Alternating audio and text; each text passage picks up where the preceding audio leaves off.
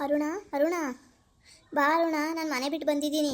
ನಮ್ಮ ಮನೇಲಿ ನಮ್ಮಮ್ಮ ಬೈದರು, ಅದಕ್ಕೆ ಅವ್ರನ್ನೆಲ್ಲ ಮದುವೆ ಆಗಬೇಡ ಅಂತ ಹೇಳಿದ್ರು. ಅದಕ್ಕೆ ನಾನು ಮನೆ ಬಿಟ್ಟು ಬಂದಿದ್ದೀನಿ ಅರುಣ. ಏನು ಕಾವ್ಯ ಹೇಳ್ತಿದ್ಯಾ ನೀನು? ಯಾಕೆ ಮನೆ ಬಿಟ್ಟು ಬಂದಿದ್ಯಾ?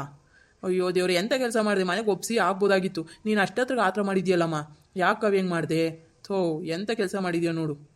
ದೊಡ್ಡವ್ರನ್ನ ಒಪ್ಸಿ ಮದುವೆ ಆಗೋಣ ಅಂತ ನಾನು ಹೇಳಿದ್ದೆ ತಾನೇ. ನೀನು ನೋಡಿದರೆ ಮನೆ ಬಿಟ್ಟು ಬಂದಿದ್ಯಲ್ಲ. ನಿನಗೆ ಏನಾದರೂ ಸ್ವಲ್ಪ ಬುದ್ಧಿ ಆಯ್ತಾ? ನಿಮ್ಮ ಅಪ್ಪ ಅಮ್ಮನ ಮರ್ಯಾದೆ ಎಲ್ಲ ತೆಗೆದು ಬಂದಂಗೆ ಆಗಲ್ವಾ? ಯಾಕಿಂತ ಕೆಲಸ ಮಾಡಿದೆ ನೋಡು? ಬ್ಯಾಗ್ ಬೇರೆ ತಗೊಬಂದ್ಬಿಟ್ಟಿದ್ಯಾ.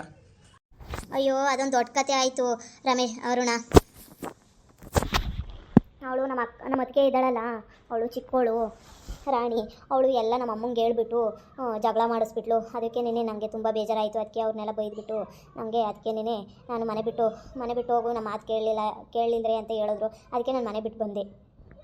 ಅಮ್ಮ, ಎಂಥ ಕೆಲಸ ಮಾಡಿದೆ ನೋಡಿ. ಇವಾಗ ಏನು ಮಾಡೋದು? ನಾನು ಲೈಫಾಗಿ ಇನ್ನೂ ಸೆಟ್ಲ್ ಆಗಿಲ್ಲ. ಸ್ವಲ್ಪ ನೀನು ಆತರ ಪಟ್ಬಿಟ್ಟೆ. ಹೋಗತ್ತಾ? ನಂಗೆ ಅವೆಲ್ಲ ಹೇಳ್ಬೇಡ ಅರುಣ. ಸುಮ್ಮನೆ ಇವಾಗ ನನಗೆ ಎಷ್ಟು ಬೇಜಾರಾಗ್ತಾಯಿದೆ ಗೊತ್ತಾ? ಎಲ್ಲ ಬಾಯಿಗೆ ಬಂದಂಗೆ ಬೈದ್ಬಿಟ್ರೆ. ಅದಕ್ಕೆ ನಾನು ಮನೆ ಬಿಟ್ಟು ಬಂದೆ. ನಿಮ್ಮ ಅಪ್ಪ ಇಲ್ವಾ? ಇದಾರೆ, ತಡಿ ಕರಿತೀನಿ. ಅವ್ರು ಏನು ಹೇಳ್ತಾರೋ ನೋಡೋಣ. ಅಮ್ಮ ಅಮ್ಮ. ಯಾಕಪ್ಪ ಅರುಣ? ಯಾಕೆ ಹೇಳು? ಯಾಕೆ ಕರೆದೆ? ಇವಳು ಯಾಕೆ ಇಲ್ಲಿಗೆ ಬಂದವಳೆ? ಇವಳು ಏನಕ್ಕೆ ಬಂದವಳು ಇಲ್ಲಿಗೆ? ರಮ್ಮಂಗೂ ನನಗೂ ಮೊದಲೇ ಆಗಲ್ಲ. ಸುಮ್ಮನೆ ಇಲ್ಲಿ ಬೇರೆ ಬಂದಿದ್ದಾಳಲ್ಲ. ಆಂಟಿ ಹಂಗೆಲ್ಲ ಹೇಳ್ಬೇಡ್ರಿ. ನಾನು ಅರುಣ ತುಂಬ ಇಷ್ಟಪಡ್ತಾ ಇದ್ದೀವಿ. ಅದಕ್ಕೆ ನಾವು ಮನೆ ಬಿಟ್ಟು ಬಂದಿದ್ದೀನಿ ಆಂಟಿ. ನೀವೇ ನಮ್ಮನ್ನು ಮದುವೆ ಮಾಡಿಸ್ಬೇಕು ಆಂಟಿ.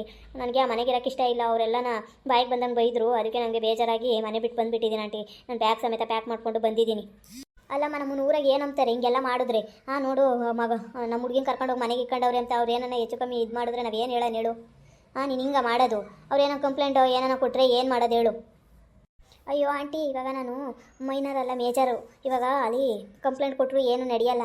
ನಾನು ಇಷ್ಟಪಟ್ಟೇನೇ ಬಂದಿರೋದು ಅಂತ ಹೇಳ್ತೀನಿ. ಅವ್ರು ಆ ಥರ ಏನಾದರೂ ಮಾಡಿದ್ರೆ ಅವ್ರು ಏನು ಹಂಗೆ ಮಾಡಲ್ಲ ಹೇಳು? ಅವರು ಹೋದರೆ ಸಾಕು, ಖರ್ಚೆ ತಪ್ತೈತೆ ಅಂಬರು ಅವರು. ಅಯ್ಯೋ, ಒಬ್ರಿಗಿನ್ನ ಒಬ್ರು ಗೊತ್ತಾ? ನಮ್ಮ ಅಣ್ಣ ಇಬ್ಬರು ಅಣ್ಣರು ಅವರೇ. ಒಬ್ಬ ₹1 ಖರ್ಚು ಮಾಡ್ಕೊಳ್ಳಲ್ಲ. ಎಂಥವ್ರು ಅಂತೀಯ? ಅವನೇನೋ ನಮ್ಮ ಅಣ್ಣ ಇವಾಗ ದೊಡ್ಡ ಅಣ್ಣ ಬೇರೆ ಅಲ್ಲಿ ಬ್ಯಾಂಕಾಗ ಅಲ್ಲ ಕೆಲ್ಸಕ್ಕೆ ಹೋದಾಗ ಅಲ್ಲಿ ಏನೋ ಕಿರಿಕ್ ಮಾಡ್ಕೊಂಡ್ಬಿಟ್ಟು ಕೆಲಸದಿಂದ ತೆಗ್ದವ್ರಂತೆ ಅವನ್ನ.